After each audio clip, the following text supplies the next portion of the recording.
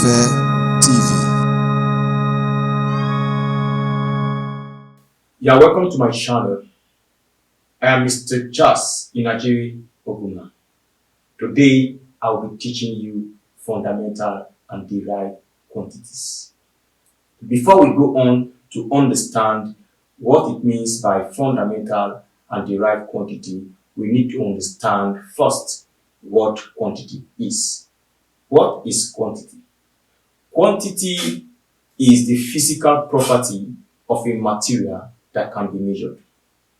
What is it that you see in a material that you can actually measure? That is what we call a quantity. For example, let's take a look at the board on the board, running from point A to B. What do you see on the board that you can measure? First, we can measure the distance the boy traveled from point A to B, which is length. Therefore, length is a quantity. We can measure the height of the board from the head to toe.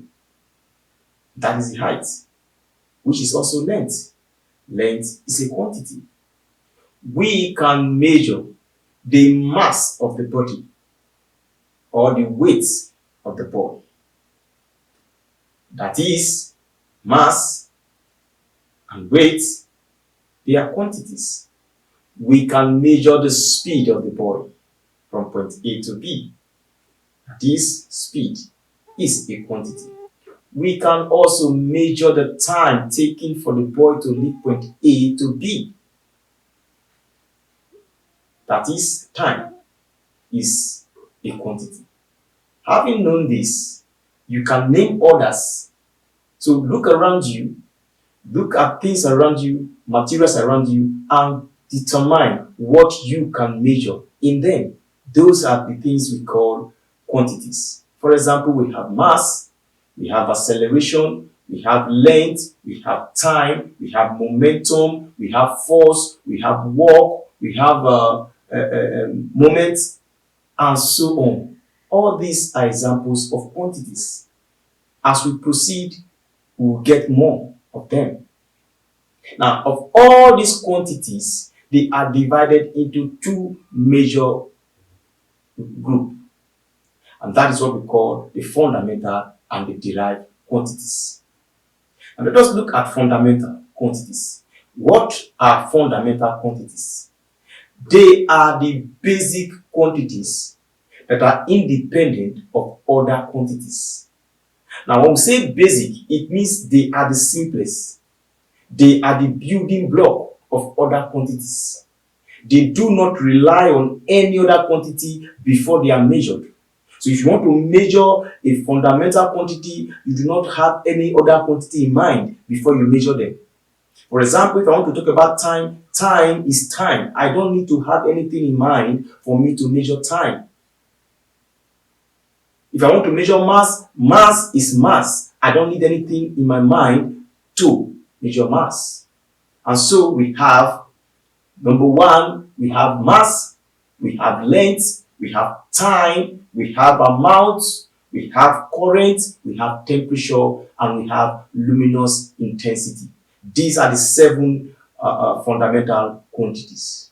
Let us look at derived quantities. Derived quantities are the quantities that are formed from two or more fundamental quantities.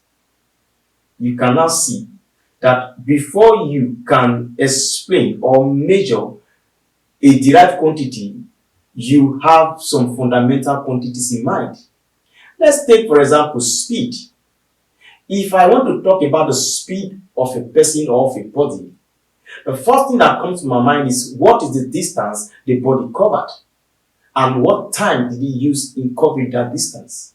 So two things come into play. The distance traveled, which is the length, and the time taken for the body to travel that distance. So these two fundamental quantities combine to give us what we call speed. So you can now see that speed is a derived quantity. We have so many: speed, acceleration, velocity, momentum, work, force, moment, and so on. As we proceed in the study of physics, we will come across so many of them. But take note, fundamental quantities are just 7. Now, with what we have said so far, let us look at the differences between fundamental and derived quantities. Number one difference is that fundamental quantities, they do not rely on any other quantities for their measurements. While on the other hand, derived quantities are actually a combination of fundamental quantities. Number two, fundamental quantities are 7, while derived quantities are so numerous, so many. Number three, fundamental quantities includes mass, time, length, amount, electric current, luminous intensity, and temperature. Why we have so many that we cannot mention. We talk about velocity, acceleration, moment, momentum, force, work, and so on.